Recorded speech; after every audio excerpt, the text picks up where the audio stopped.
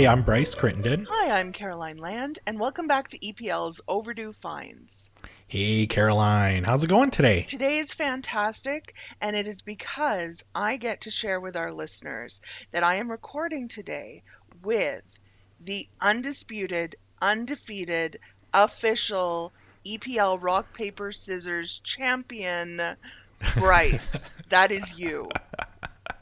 It is me. It was, a little behind the scenes details. We had some strategic planning sessions yesterday at EPL. A lot of staff coming out and looking at what does the library look like in 2024 and 2026. And as a team building exercise, we did a giant rock, paper, scissors tournament.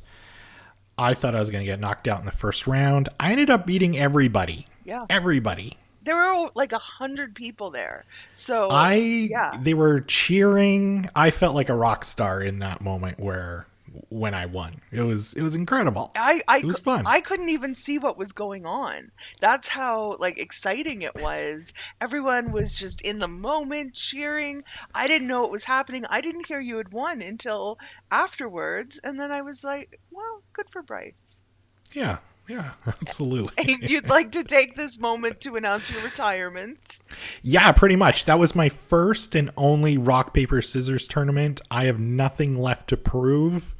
I, ran the gauntlet of amazing EPL staff and defeated them, so I got nothing else. I'm retired. Hang my jersey up in the rafters at Stanley A. Milner Library, I think. Oh my goodness, we should talk to someone about getting that started. I think we definitely should. Well, I'm so excited to bring that energy into our recording today because in addition to the undisputed rock, paper, scissors champion, we also have joining us today official best friend of the show. Yeah, we do. And not only official best friend of the show, this is actually the person I defeated in the opening round of that rock, paper, scissors tournament. I didn't know that. It was the first round matchup. And so welcome to the show, official best friend of Overdue Finds, Kate Gibson. Kate, have you recovered from the humiliating defeat yesterday? I'm glad if anyone won, it was you. If someone was going to win, it better be the first person who knocked me out in the first round. It was very exciting. Yeah. I actually went into it not expecting much, I'm going to be honest. But the energy ramped up real quick. Yeah, it got intense, and especially that showdown at the end with former guest on the show, community librarian Ben Ehlers, and yeah, it was fun. It was fun. So today, though, we are not just talking about rock, paper, scissors. No. I'm not sure how that would work for a podcast, but we are cracking open once again. It's been a while since we've done this. We are cracking open the Pop Culture Time Capsule today. The original library podcast, Pop Culture Time Capsule. There's another library who has another podcast who also did a Pop Culture Time Capsule episode, but we were the first ones out of the gate, I want to say. Yes. Yeah. And, we encourage other libraries to really dig these up because they're a lot of fun. They are fun. Yeah. So today, we look back at like the years we've done in the past. We've hit the 60s. Mm-hmm. We've done the 90s, the 2000s. So today we're going back to like one of like my personal favorite decade anyway, the 80s, and we are looking back at the year 1987. This is a peak 80s-ness, and I'm so excited to get to chat about it with you guys today. So before we get going though and talking all about the awesomeness that was 1987, I just want to remind our listeners that tickets are still available for our next Forward Thinking Speaker Series event, an evening with Monica Lewinsky, presented by Edmonton Community Foundation, takes place on September 27th, so it's only like 4 days away, at the Northern Alberta Jubilee Auditorium. So during this special presentation, you'll learn about her battle against online harassment and how she's advocating for a safer social media environment. Tickets start at just $10 each, with all proceeds supporting our Ready, Set, Read program. So visit ticketmaster.ca to grab your tickets. We'll have a link to that event in today's show notes. And I'm looking forward to it. This, as far as I know, this is like Monica Lewinsky's first visit to Edmonton.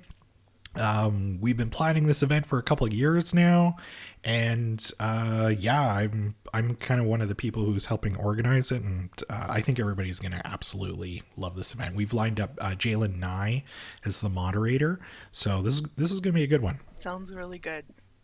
Yeah. So we got a lot to cover today, so let's quickly get into our Overdue Finds picks. Kate, we're gonna obviously start with you, and I don't know, and I want to get quickly ask you, because you were last on our Lord of the Rings episode, and it would seem like a missed opportunity if I didn't ask you. And I know for a fact you're watching it. What are your feelings on the new Lord of the Rings series on Amazon Prime? Rings of Power episode 4 is just out today when we're recording this. I really enjoy it. I go into these adaptations with an open mind and knowing that things are, of course, going to have to change. But I think for story, for setting, for like costume and set design, I think it nails it. The casting is amazing. The woman they've got playing Galadriel just is knocking it out of the park. I love her. But also like the guy playing Elrond. The scene with Elrond and Durin, not going to put spoilers if you haven't watched it, but Durin is a dwarf, Elrond's an elf, and their like little back and forth is just perfect. I think it was absolutely wonderful. I'm enjoying it so much. Yes, they're condensing the storyline, but you can't have a TV show where every episode it's like, and then 200 years later, all those humans you met last episode are dead.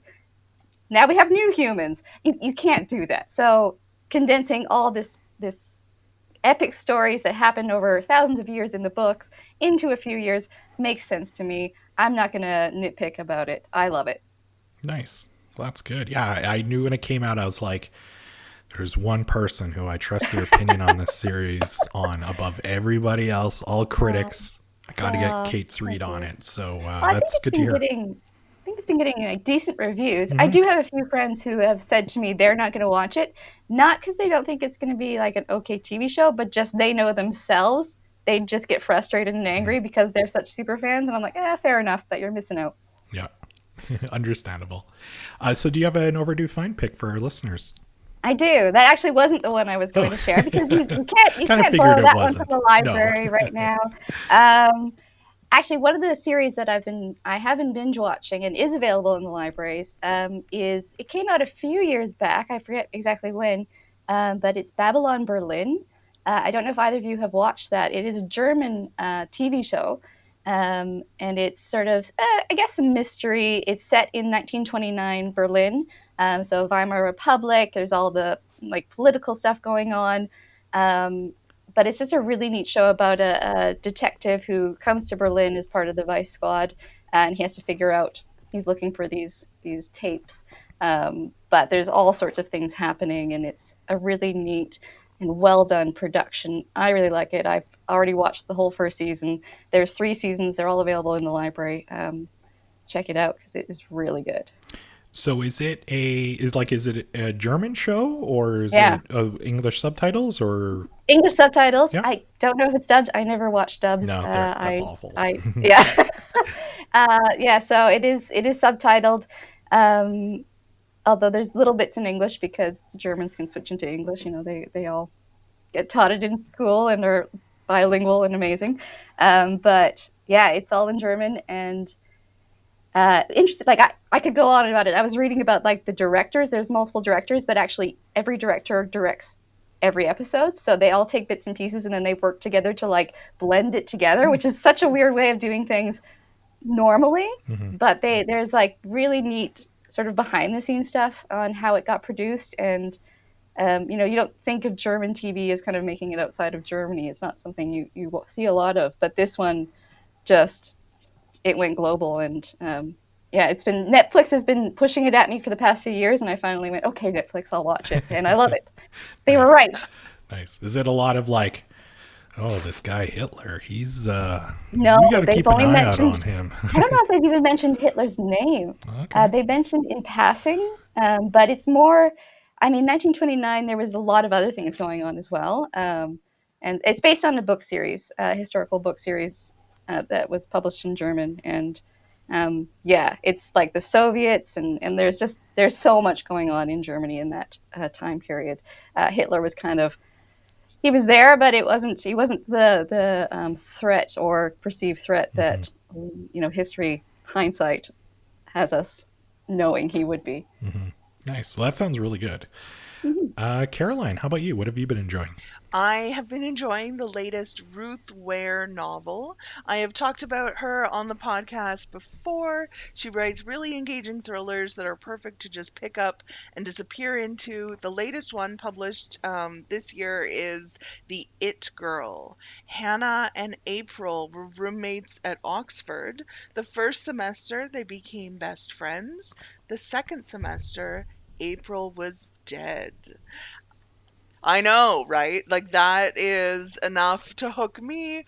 Hannah was a witness to the events of her death because of her testimony.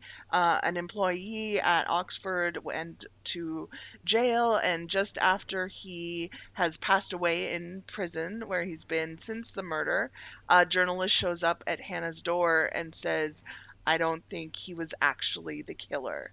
Hannah is reluctant to believe this because she doesn't want to believe that she sent the wrong person to jail. She doesn't want to be responsible for that, so she tries to ignore it. But she keeps coming back to this idea of what if the killer is still out there. Lots of twists and turns, lots of red herrings, a lot of really getting into the Oxford University setting as well. So if you're a fan of pretending that you're in, quads and porters' houses and all of those, like, or stone dormitories where they live, highly recommend for that. And it goes kind of bit back and forth between what was happening with April, who was kind of the it girl that everyone wanted to be around, and present day where Hannah's trying to sort everything out. So that's The It Girl by Ruth Ware. We're going to talk about another author later on the show that releases a lot of books in a given year.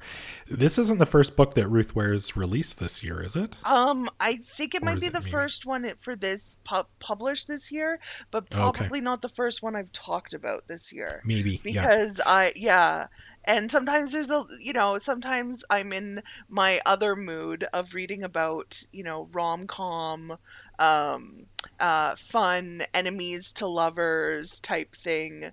That I go back and forth. So if I'm in that phase, I'll just kind of let my twisty thrillers pile up, and then I'll switch over to that. Maybe one day we'll have to do the Ruth Ware episode of Overdue. I'm ready. I'm ready to go for it. What have you been enjoying, Bryce?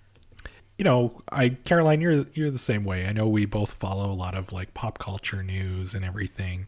And recently, Canadian actor Brendan Fraser has been in the news lately as we've kind of finally been seeing his Hollywood comeback, or the Renaissance, as a lot of the kids have been calling it on social media. So this kind of made me think of one of his, in my opinion, one of his most overlooked films that not a lot of people talk about. It actually came out in 1999, and we have it in our collection. You can borrow it from us.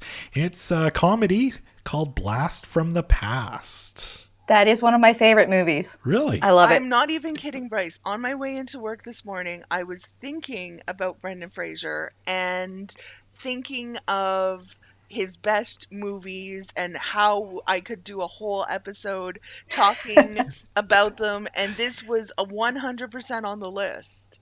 Wow. Yeah.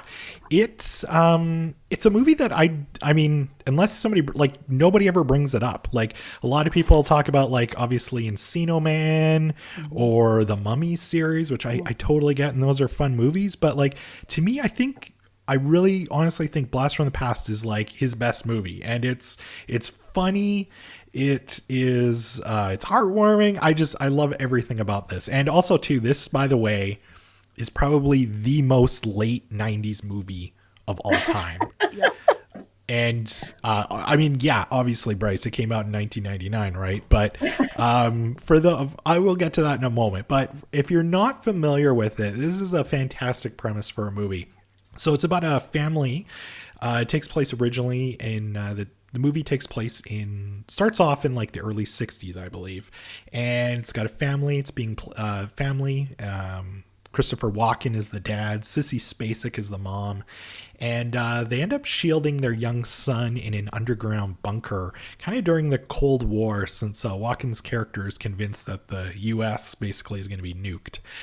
He kind of faithfully recreates their entire house underground, kind of to make it be as normal as possible for their son. Fast forward 35 years, and the son, played by Brendan Fraser, has to come out from underground to get some supplies.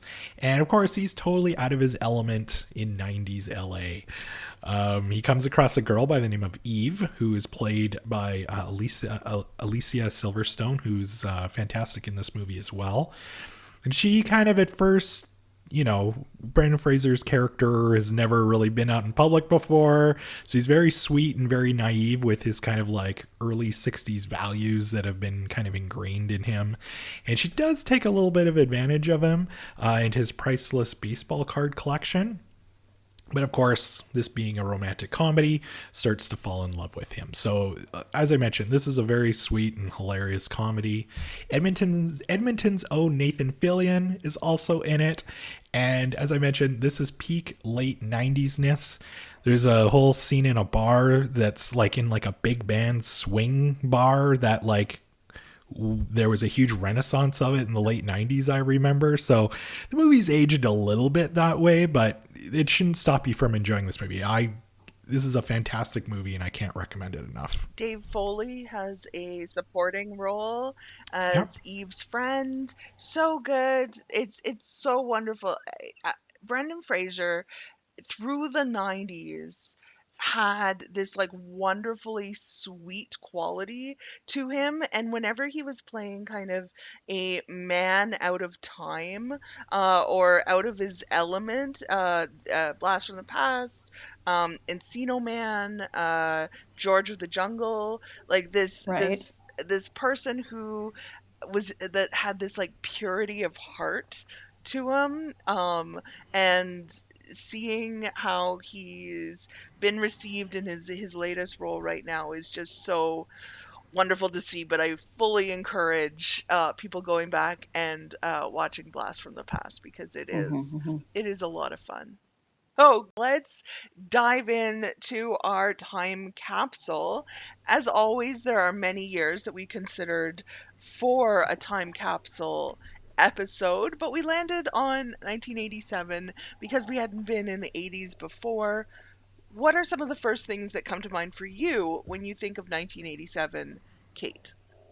It's funny, actually. If you'd chosen another year in the 80s, I'd have stronger memories. Like, specifically, 1986 is when I'm from Vancouver, and that was Expo 86. So, like, as a thing, that's the thing that came to mind. But 1987 is a funny one. That's the year I went to kindergarten. That's about all I can remember. I think I got a cat that year. I definitely had a cat when I was in kindergarten. For actual pop culture, and I was saying this to Bryce the other day, I was like, I have no idea what came out that year. I had to go and look. And once I saw stuff, I was like, oh my goodness, all this stuff that I know for sure. But 1987 to me was like, yep, started kindergarten. That was fun. Could I get you to go back to Expo 86? Like, I know that we are not talking about 1986, but do you have memories from that? I do. Yeah.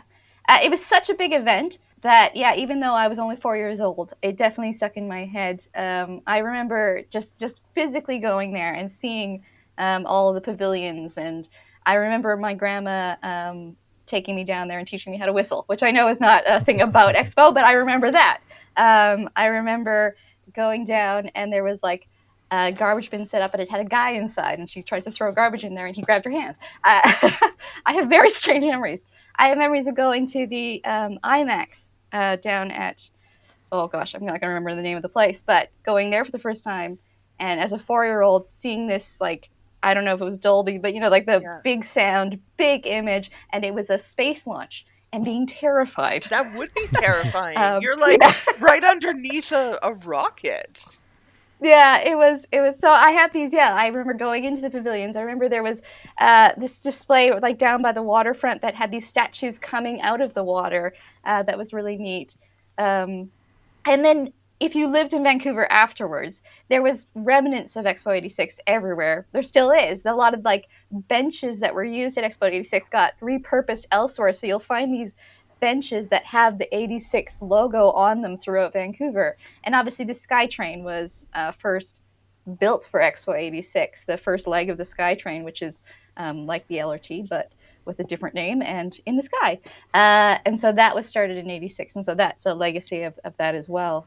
It's funny, you watch images of Vancouver before 86 and after. Before 86, and even the few years after, it was a tiny town and a bit of a wasteland, I'm not going to lie. And now you look at Vancouver and you're like, how in so many years has it changed so much? And I don't know if 86 was the impetus, but definitely to me that is a shift between what Vancouver was and what it is now.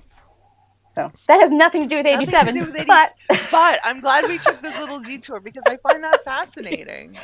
Mhm. Yeah, it's funny. I mean, thinking of 1987, I still remember seeing, growing up in Medicine Hat at the time, I still remember seeing Expo 86 stuff like everywhere, I think, for like the rest of the 80s. I think everybody was holding on to their Expo 86 merch. True. So yeah, that was a big thing. But, Caroline, I was looking at this and, this question and thinking of it, and it really I was 8 years old at the time. And this to me kind of like, I think this really kind of kickstarted my love of all things pop culture, because I was looking at, the movies that came out, and there was so much happening at that time that kind of like I didn't realize until later that really kind of transformed maybe who I am, not to sound like dramatic about it or anything, but a few things that really stand out to me. You have the Edmonton Oilers this year winning their third Stanley Cup. As a young boy growing up in Alberta, it was like you were either a Flames fan or an Oilers fan. I was an Oilers fan because of Wayne Gretzky, so that was a really exciting time. And also Nintendo, like that was like the biggest thing. Like I don't know if we got our Nintendo in 87 or something like that, but it was just like, if you didn't have one and you had a friend who had one, like you were over at their house and you were renting games, like just that whole kind of like home video game console, kickoff was absolutely huge.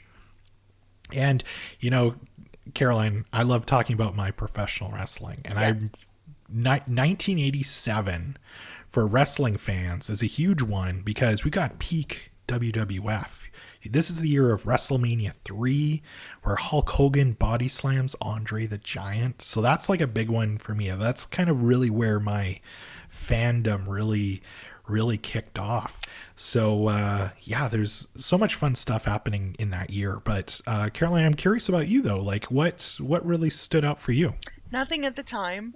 No real memories of it. I'm just a little bit younger than both of you, and so I don't really have that firsthand sense of it. If you hadn't mentioned WrestleMania, I was going to bring it up because when I in my research for this came across it. But I think that bigness of it. I've talked about this a few times when we talk about things from the past. There was in the 90s when we were talking about like the epicness of ballads, the power ballads and everything. This has like things that have just become almost institutions in some ways. Like, it was the Oilers, it was what, their third of five in a decade. Mm-hmm. The even at the we're going to talk about him later, but Stephen King had four number one times bestsellers of different titles in a Mm-hmm. single year. Like I had to like verify that I was reading that correctly when I came across that. Like it's just it fit in with kind of how I think the 80s have been portrayed, especially the late 80s, where um, this is the second last year of Ronald Reagan's presidency. It's about to switch over to George Bush, Reaganomics, the whole view of 80s ness as we've come to see it. Um, I think it's really on display here in 1987. And one thing, like it's a downer, but the Edmonton tornado was something I was not really aware of Mm. until I had moved to Edmonton. But then learning how because of the number of the severity of the the tornado that hit in July of 1987 and the impact it had and the number of injuries and deaths and loss of housing and just the total destruction of it, that led to the early warning system that we have in place today and was a huge kind of shaper of Edmonton identity through the Mhm. 90s. That resilience, that idea of city of champions not only being about something like the Stanley Cups, but also rebounding from a horrific disaster. I obviously wasn't living here in '87, but I did have grandparents and aunt and uncle who lived here, and yeah, I remember like my mom calling my aunt and everything, and just hearing about it, and it was just like, yeah, it was awful, and I feel terrible for anybody who had to go through that at the time. But yeah, that was definitely, Stanley Cup aside, that was the big event for Edmonton here that year. Let's talk a little bit about movies. So, this is interesting. The top grossing movies of 1987 were Three Men and a Baby, which I find so funny, Fatal Attraction, and Beverly Hills Cop 2. One of those was also nominated for Best Picture along with Broadcast News, Hope and Glory, Moonstruck, and the eventual winner, The Last Emperor. Kate, how familiar are you with the movies of 1987? Again, I wouldn't have said very familiar if you'd asked me, but when I looked at the list of movies that came out in '87, I was like, oh, that one. Oh, that one. Um, like, obviously, Three Men and a Baby. Of course, I saw that. I don't know, like, how you could grow up in the '80s and not have seen that. I have no real memories of it. I don't think I've rewatched it in the past 30 years. I'm not sure how it'll have aged. But It's like, when I was what? looking, Men can take care of a baby? yeah, well, What? It's the whole premise of the movie. oh man. Um, and I actually don't know if I've ever seen like Moonstruck, which is weird. Like I feel like I should have seen it, but I have no memory of seeing it. But like I said, when I was looking through the list, there is so many other movies that I consider like classics. And you didn't mention this, but apparently Princess Bride came out in '87, Oh. and I was like, oh, that's the year that came out. I mean, that to me has shaped so much of what I think of when I think of fantasy movies. But also, another movie that came out in '87 that shaped my life in a very weird way is The Witches of Eastwick. Great movie if you haven't seen it. Jack Nicholson and then Cher, Susan Sarandon, and Michelle Pfeiffer. I absolutely adore Michelle Pfeiffer in everything I see her in. Um, but how that movie shaped my life is I can now not eat cherries. If you've seen the movie, you know there is a horrific scene with cherry pits. I'm not going to spoil anything, but I can't do it. So that had a big effect on me. I obviously did not watch that movie in '87 when I was 5 years old, but I did watch it later, and it made an impact. As soon as you mentioned Witches of Eastwick, my mind went to that cherry scene immediately. Because when I watch it with Cheryl, I'm just kind of like we're both like, I hate this scene. Like it's disgusting. It's so disgusting. It's horrific. Yeah. I still love the movie, Yeah. but yeah. Caroline, how about you? Like, was there any movies off this list that I mentioned, or anything else that really stood out for you? Definitely Fatal Attraction. I rewatched that not that long ago. I was going through the a phase where I watched all of the Michael Douglas is just a guy trying to catch a break, and these women just want a lot of sex. He has a number of those movies throughout the late 80s and early 90s. Love Glenn Close in Fatal Attraction. So great. Also love Broadcast News. Holly Hunter is fantastic, and like the way that the big ending to it compared to where maybe media is today. And when she's thinking about her like journalistic ethics, and the actions of William Hurt in the movie, and that you're watching it and you're like, oh, is it really that bad? I think like it shows kind of where we've come since the 80s. And also one that I wouldn't have been watching at the time, but definitely discovered later on, was Dirty Dancing, which came out in summer of 1987. It was one of the ones I definitely remember that my small town library in Ontario had a VHS copy of Dirty Dancing, and I never borrowed it. We weren't really allowed to get movies from the library because of various reasons, but I remember that the library that was in the collection at the time, which looking back is a little odd, but it made sense, just in terms of what people wanted. So yeah, I think those were the ones that really stood out for me. Bryce, I've been really looking forward to hearing about Robocop. You knew this was coming. Yeah. And this, like I said, like when I was going through all this stuff, I'm like, oh my God, like this year really shaped me in my love of Honestly, pop culture. when I was looking at it, it's like when between the movies and the books and then the TV pieces, I was like, this is a very Bryce year. Like It is. I think It there's a really, lot to mine in this area.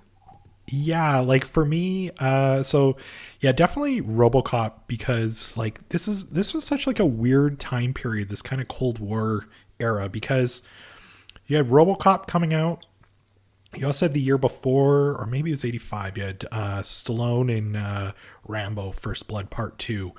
And during this time period, you had these like really violent rated R movies that were essentially targeted towards kids almost in a way, because there was lines of action figures that came out and cartoons based on these movies. So as a kid, I was just eating all this stuff up. Like, this is awesome. It's like violent and guys are getting shot. Like, just a little boy, and I'm like, this is amazing. What a time to be alive.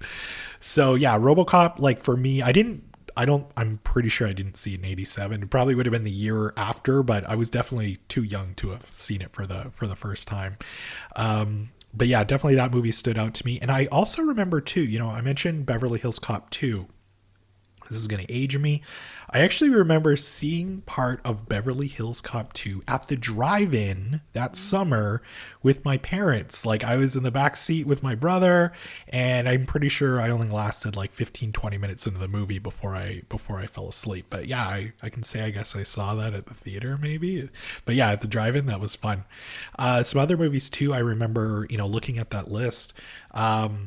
Adventures in Babysitting was a really fun movie. I was going to mention that one. Thank you for bringing it up. Yeah, I remember that one being on Super Channel all the time, and I think we had it recorded on VHS. The Monster Squad was such a fun movie, and Harry and the Hendersons came out. And a personal favorite of mine, it's a terrible movie, but as a kid, I loved like He-Man and the Masters of the Universe.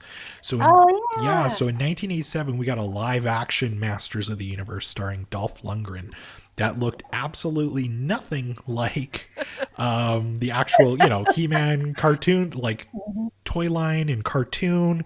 It's actually took place in like present day 1980s. They did a weird time warp thing. It's not a great movie, but if you're feeling kind of nostalgic, I would recommend going back to watch it. In addition to RoboCop, though, two personal favorite movies of mine, though, Full Metal Jacket came out. So this is a great movie directed by Stanley Kubrick about obviously the Vietnam War. And we can't forget about Steve Martin and John Candy in Planes, Trains, and Automobiles. Another very similar to Blast from the Past in a way, where it's kind of like a heartwarming comedy that is hilarious from beginning to end. Of Three Men and a Baby, Fatal Attraction, and Beverly Hills Cop 2, by the way, the one that was nominated for Best Picture was Fatal Attraction, in case anyone was wondering. In case you were wondering which of those. I knew for sure, obviously, it wasn't Beverly Hills Cop 2, but I was like, I don't know, like I could see maybe, yeah, I could see maybe Three Men and a Baby sneaking in there. Like everybody's like, this is hilarious, men taking care of a child. Like, I mean, but like, you know, you've got Ted Danson, you've got Tom Selleck, Yeah. got Steve Guttenberg. How could it Steve fail? Guttenberg was like the king of the 80s. How could it fail? There's so much to talk about in music. We probably could have dedicated a whole episode to the sounds of 1987. Whitney Houston released her second album with I Wanna Dance with Somebody, and didn't we almost have it all, both hitting number one. A number of hits were also covers of older songs, including La Bamba by Los Lobos, also coming from a movie from this year, Lean on Me by Club Nouveau, You Keep Me Hanging On by Kim Wilde, I Think We're Alone Now by Tiffany, and Moni Moni, covered by Billy Idol. Other names with hit songs include Michael Jackson, Bon Jovi, Hart, George Michael, and Lisa Lisa and Cult Jam. Where should we start? Bryce, what were you listening to? You know, I was looking at this list, and it's not on here. For me, it was Appetite for Destruction by Guns N' Roses. So this is one I remember where, I don't know if a friend's older brother had it on cassette or something, but like I remember listening to it like all the time with my friends. You know, definitely at an age where I probably shouldn't have been listening to that album, but it was so much different than what we were getting at the time. And I know we're kind of into the hair metal phase here, like with Motley Crue and Poison and all this stuff, but like Guns N' Roses was just more raw. And you know, you have, you know, the opening, the first song on the album of Appetite for Destruction is Welcome to the Jungle. And even though this technically wasn't their very first album, like this was like their first big kind of major studio release, and it was just like an awesome way for kind of to introduce themselves really to the world. And it's an album I still listen to, and I love their music. And I would probably put it as one of my like all-time favorite albums from like beginning to end, kind of along with like Fleetwood Mac's Rumors. So that was a big one. You know, and you also mentioned Tiffany. You know, I have to say, it seemed like you were either Team Tiffany or Team Debbie Gibson. Which were you? I was Team Debbie Gibson on that one. Yeah, definitely. I think I had a little bit of a crush on her for sure. Yeah. And yeah, Only in My Dreams. That's a banger. That's a solid song. Yeah, you mentioned as well having an album on cassette.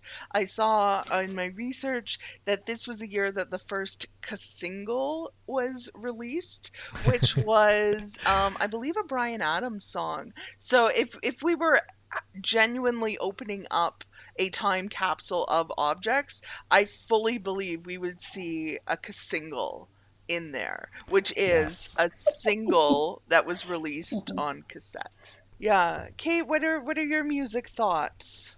You know, I don't actually have a lot of thoughts. I obviously at 5 years old I wasn't listening to a lot of music. My parents played a lot of music, but I have no specific memories from this year. I was thinking like I probably was listening to my Cabbage Patch Kids record, which came out a few years earlier. I did just double check what year that came out, 1984. And my Rainbow Bright record, which also came out in 1984. But looking at the list of songs, like some things that surprised me, The End of the World as We Know It, that song came out in 87. And I was like, what? To me, that's so much later, I think because it was in Independence Day, the movie, so I assumed it came out that year. Yeah, we've been celebrating the end of the world for a very long time. Yeah. I think it was apropos that song, it should be brought up. And And yeah, I know a lot of these songs, obviously, but for me, I 1987 and the 80s is something I've revisited as a grown up, but as a kid, I have no strong memories of music from that time. I'm just even now revisiting. I know this is in '87, but because of Stranger Things, like Kate Bush. Kate Bush was definitely played in my house growing up. It was like one of my dad's favorite. She was one of my dad's favorite artists. But like, I couldn't say like, oh, definitely in '87 he was listening to this album. Yeah, so unfortunately, I don't have a lot to add to this part of the discussion, except for it is some great music that came out this year. I do have to ask you quickly about Yeah. the Cabbage Patch Kids album. Because, like, you also mentioned Rainbow Bright, and there was obviously a Rainbow Bright cartoon. Was there a Cabbage Patch Kids cartoon? And, like, was it just, like, little kids There was a essentially movie. singing on the album? I don't. There was a movie. Okay. And I can still sing some of the songs. Here we are together, stuck in this old coal mine. Just as sad as we can be. Seems like a long, long time since we laughed and played together, you and me. Stuck in a Love coal it. mine? Coal mine. I think it's coal. It might be gold. My memory of the exact The wording. babies are stuck in the mine? I'm pretty sure. Yeah. This is It was either awful. them or Rainbow Bright, but I'm pretty sure that's the Cabbage Patch Kids song. Was someone going? pretty sure Did anyone rescue them? I would hope Are so. they still I actually there? don't remember the movie. Yeah. Oh. So I have that memory from the mid '80s. That's my music background. Love it. Yeah, I definitely I would have been listening I think the in my house it would have been Sesame Street albums and Sharon, Lois and Bram, who had the Elephant Show happening in the 80s. But looking at this, I really kind of twigged to the covers of older songs. It definitely felt like there's also, the Dirty Dancing soundtrack had a mix of songs that were originally from the 60s, and I've Had the Time of My Life was written to sound like it could have been a song from an earlier time. And like I just kept seeing this theme of reinvention, of taking something like Lean on Me but making it like a club track with like a reggae beat, and this reinvention and reimagining of things to sound like the 80s. I think there's something about this generation that was really making it their own. I grew up in a house where I was more likely to be listening to the Tommy James and the Shondells originals of I Think We're Alone Now and Moni Moni, but these were definitely out there, and I think have contributed to this idea of once something's in pop culture, it never really goes away. And so there's both a time specific element to a lot of these and a timelessness to them. I think that's so true. And like even me saying, people are re-listening to Kate Bush. They've used actual Kate Bush music in Stranger Things, but I'm just thinking like Umbrella Academy reusing I Think We're Alone Now in their first season. Yeah. Like we take this music from the past and bring it forward, and it's really, really fascinating how it sticks around and resonates, so many decades later. This didn't come out in '87, but just kind of what you're talking about there about like this kind of like this renaissance of like bringing back kind of older songs.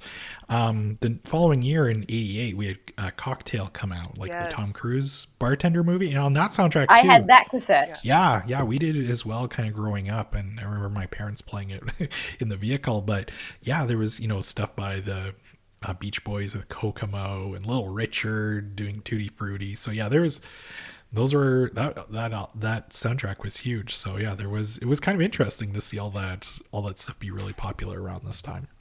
It's true. Like Kokomo, by grade 1, so probably, right when it came out, I knew all the words to that. I could sing it. I probably had no idea what I was singing about, but I knew all the words to it. It was such a big hit. And again, not 87, but right around that time. Yeah. So 87. So this is a big TV milestone. In April of 1987, Fox TV station started broadcasting. And why this is important is because one of the shows that aired the very first night was the Tracy Ullman Show, where The Simpsons would debut as a cartoon short a few weeks later. So, yeah, that's obviously, Caroline, Huge. there's another Bryce connection right there. I mean, like both The Simpsons specifically, and then if you were in a market that had Fox, I could see you really responding to some of the Fox TV shows. Oh, guaranteed. And I did. So, like, other shows that started in 87 include Overdue Fine's favorite Unsolved Mysteries, Married with Children, which I definitely was too young to be watching, but was, DuckTales, Star Trek The Next Generation, Full House, 30-something, and for you fellow 80s kids, Alf, the animated series, debuted on Saturday mornings. Kate, do you remember? Were you watching any of this stuff? I probably was. Definitely DuckTales. Like, DuckTales is a super strong memory, and I've been recently watching the new DuckTales with David Tennant playing Scrooge McDuck. Excellent show. So yeah, definitely DuckTales. I probably watched Alf the animated series. I know I watched Alf the actual show. So I'm assuming I would have watched the animated series, although I have no memories of that. Full House for sure was something that the family got together on the TV and would watch. And then later on, I doubt I started in 87, but I definitely was a Star Trek Next Gen fan. But I feel like I probably picked that up more like in 1990, and then went back and found some of the earlier episodes, because I remember being shocked that Riker didn't have a beard in those early seasons. It is shocking. It is shocking. So I'm assuming I didn't see the first few seasons until well later. But yeah, a lot of these, there was so many good TV shows. I know I did watch Unsolved Mysteries too, which probably if I started in 87 for a 5-year-old also was very inappropriate. But I remember loving that TV series. So good. Oh, we've talked about, we devoted a whole episode to it. The theme music, like, as a kid, scared the hell out of me. Like, yeah. It was jarring. Yeah, and there's so many other TV shows as well that I was looking through the list, and the ones that I specifically remember, like, probably more adult shows, but again had a huge impact on me just growing up, were a lot of the British ones. So, for example, Inspector Morse. That is a TV show that was every Friday on PBS, Murder Mystery. If it was on, we watched it. Blackadder came out that year. There was a few other British ones that I saw as well, but those two for sure, huge impact on my family. We always watched the British stuff. So, yeah, and I still do. I mean, Inspector Morse, now there's Endeavour. It's still going on, that whole series. So. I think I agree, Kate, with a lot of what you're saying. DuckTales would have been probably the one for me as well.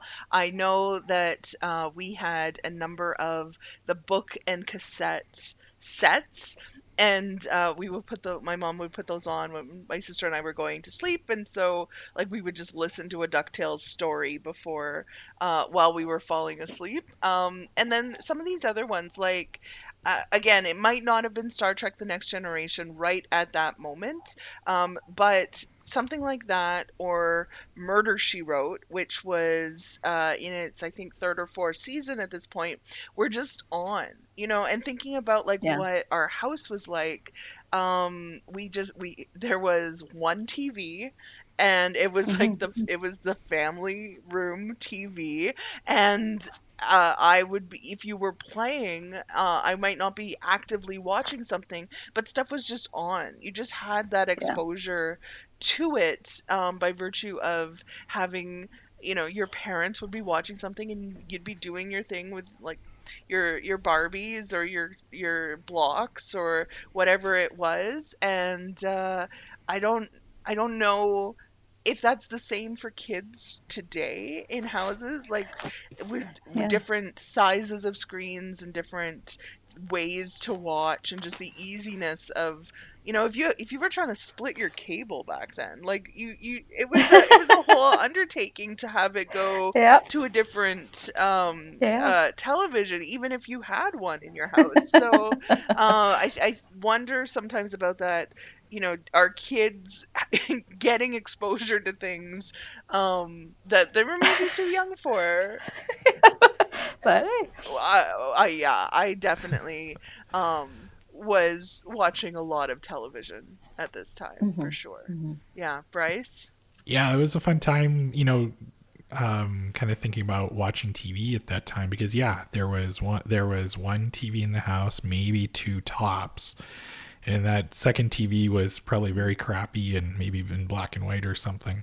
And he only really had like maybe 13, 14 channels. But, Caroline, I kind of made me think of, like, I remember as a kid where it's like commercial break. This is pre-days of PVRs where you can pause live TV. So if you're going to, commercial break, you got to quickly hit the washroom then. Or like I remember times where, my parents would be like, oh, can you go down to the freezer and grab like some ice cream or something? And got to wait for commercial. And then I would like run as fast as my little 8-year-old legs would take me.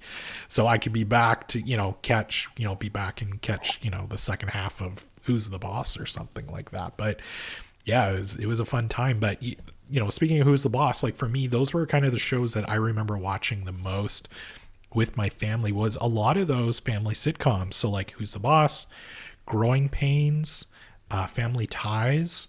Those were all kind of staples in my house growing up, along with this show has aged aged terribly because of how awful Bill Cosby is. But obviously the Cosby Show too was a big one, in our house and pretty much everybody's house, because that was, I think, like the top sitcom really of the and 80s. really shaped how NBC approached sitcoms as well, and how it kind of built up.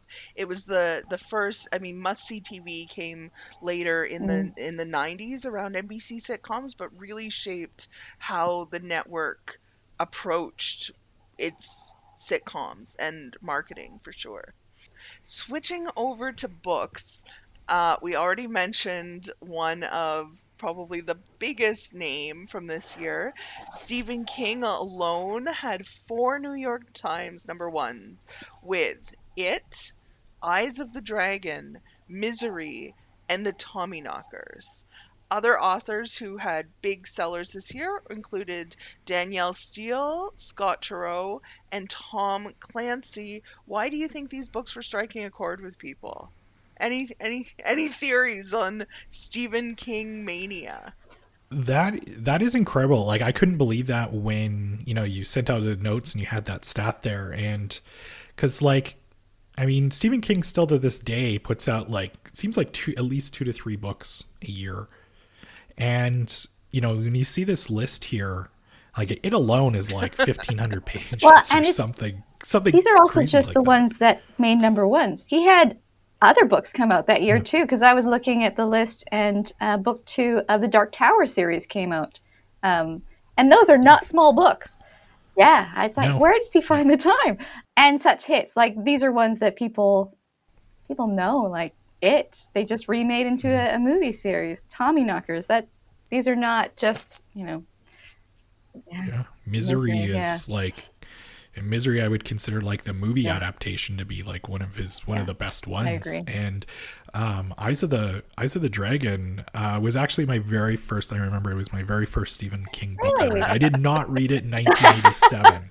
I picked it up in high school. We had it in our library, and that was the very first Stephen King book I read. So that I think is like an underrated Stephen King book. No. But I think you'd like it. Obviously, it's fantasy, which he doesn't do very often. But it's, and here Tom Clancy too. Tom Clancy makes a lot of sense to me in this era, because we are in the Cold War here. So 87 he had Patriot Games come out, which was a sequel to Hunt for Red October with the Jack Ryan character. So that stuff totally makes sense to me. Also, too, I remember my mom reading a lot of Danielle Steele books as well. Like, I remember going to the library and she'd always be picking up like a new one. And I don't know, I think she still releases books Yes. to this day. Like, she probably rivals Stephen King as far as like number of books that Yeah, have been she published. definitely has probably a shelf at every library branch across the city. Just in At terms of least volume of things that and published. Yeah. audiobooks. There's a whole shelf of audiobook versions of it as well. Yeah. Wow. At this time, though, I do personally remember reading a lot of Choose Your Own Adventure books, which I loved as a I kid. believe I've talked about Choose Your Adventure on this show before and how it traumatized me as a child, so I won't bring it up again. Oh. The character you like has suddenly been crushed by a No, big it was boulder the thing under in the the book. bed that killed me. Right. Um, Yes, I now remember. yeah, 'Cause, I have. You yes, looked up the book I later. looked up the book and found the picture and was like, "You're wrong. You're not wrong. This is Yeah, it's terrifying." terrifying. Yeah. One note that I had, so the previous year, 1986, Anna M. Martin had published the Babysitters Club for like the start of that series, and so we're starting to see with Babysitters Club and the Sweet Valley books this kind of children's publishing industry of, series books had always been popular if you can have characters that kids recognize and go back to. That's people like that. That's why we like movie sequels too, and television. We know the characters, but we're starting to get into this era of it being much more of a mass produced, mass marketed book series for that. Um, Not maybe a new the new reader, it's but for someone who's been reading chapter books for a while, and then aging up. I mean, that was the genius of Sweet Valley, was there was a book series for basically any age that you were, and then when you got too old for that, you could just switch from Sweet Valley Twins to Sweet Valley High and keep going with California's favorite twins. So, yeah. Before we get to our roundtable questions, Bryce, can you let everyone know what we'll be chatting about on our next episode coming out on Friday, October 7th?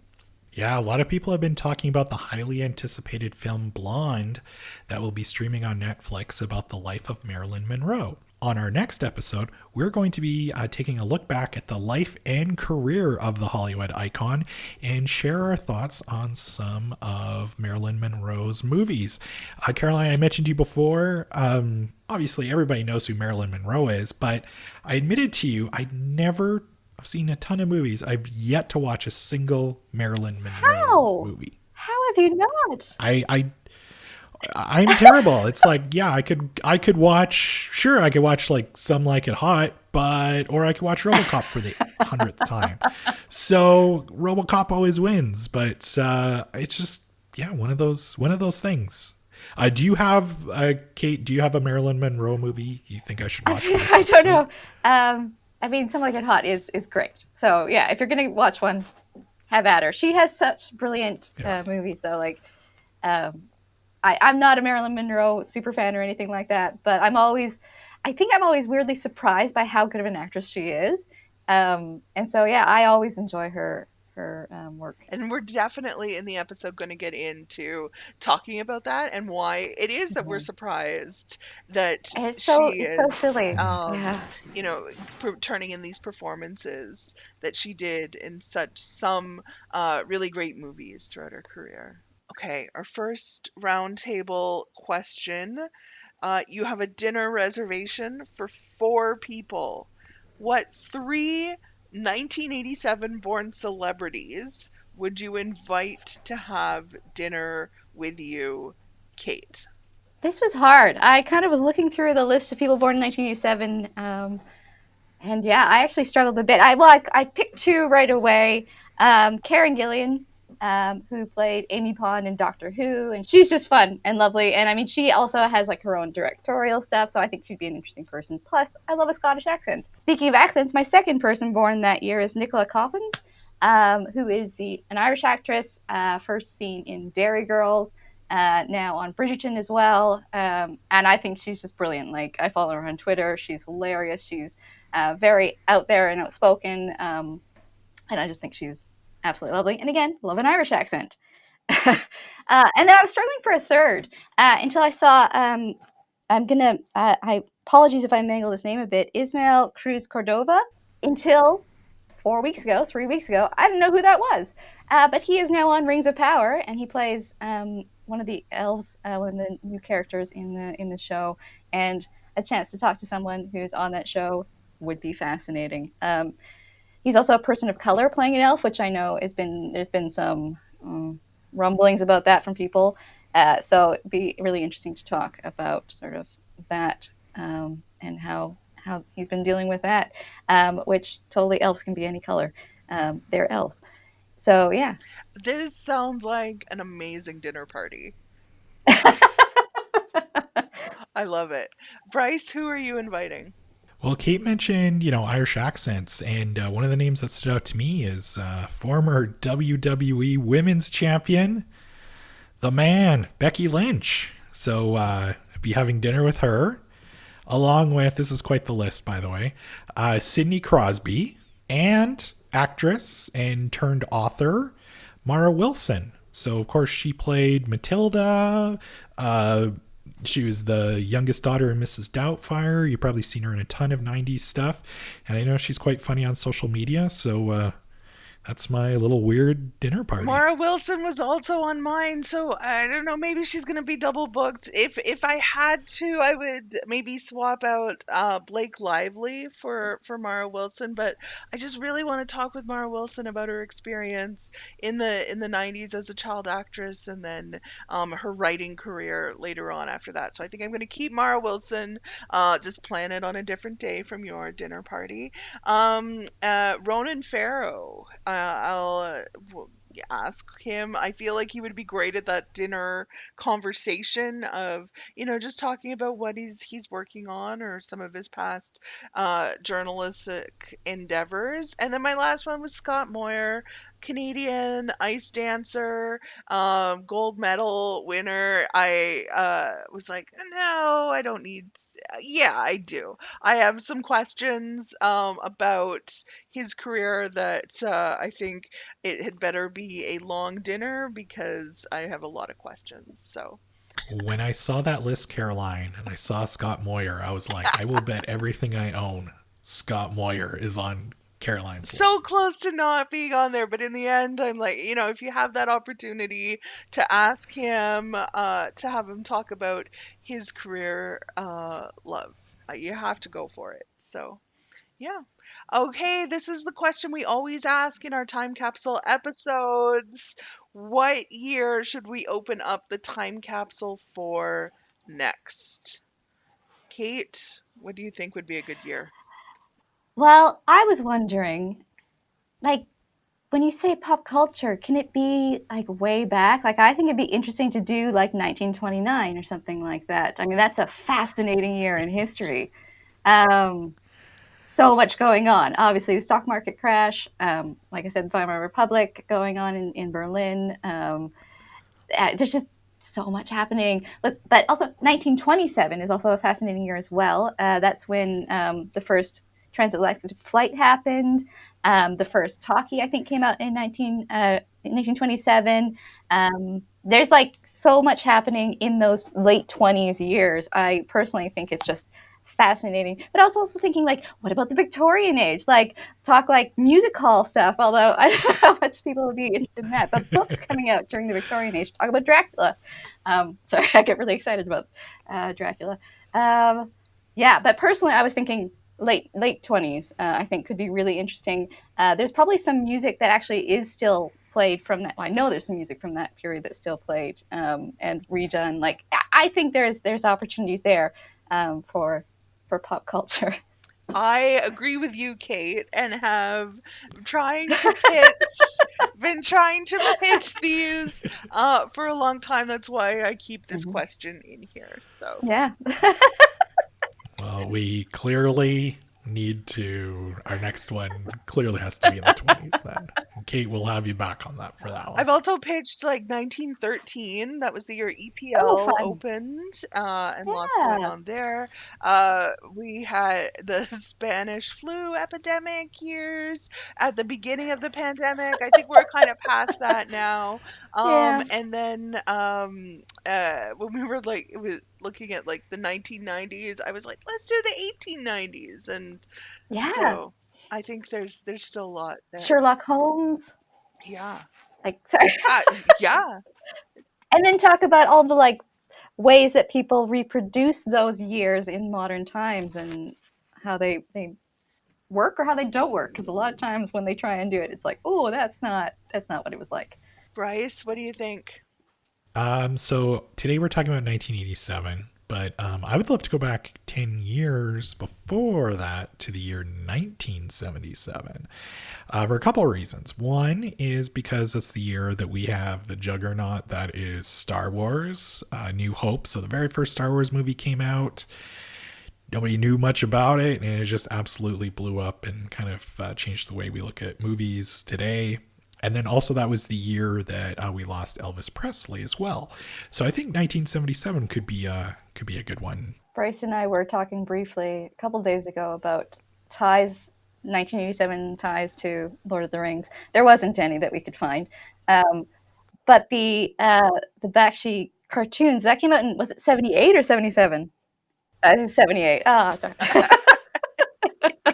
You dug up the 77 time capsule, opened it up, and threw in a 1978 78. item, and then buried it again. Yeah. I went to the 1950s. 1955 just got in my head, and I don't know anything particularly about that year. The year Disneyland opened. Well, there you go. Live.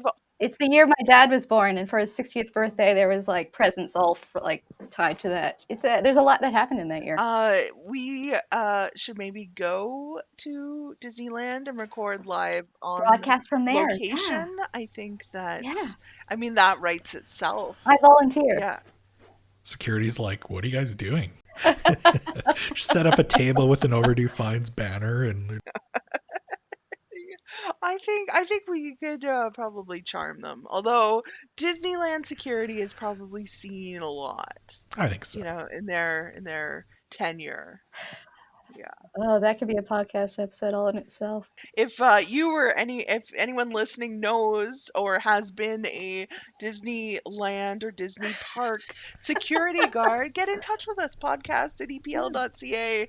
We want to know what it was like. Or mascot. I'd love to know, like, hear stories from the people who dress up as the characters. I mean, I've seen some online, but that's fascinating and bizarre. Yes, we have a lot of questions. So, Kate, thank you so much for joining us today. This has been so wonderful, and I have learned so much specifically about the Cabbage Patch Kids. So, I am going to go Google that right now because I have to know what happened to them. Is there anything coming up that you would like our listeners to know about? Yeah, so for Capital City Press collection, we've got some exciting news, new things happening.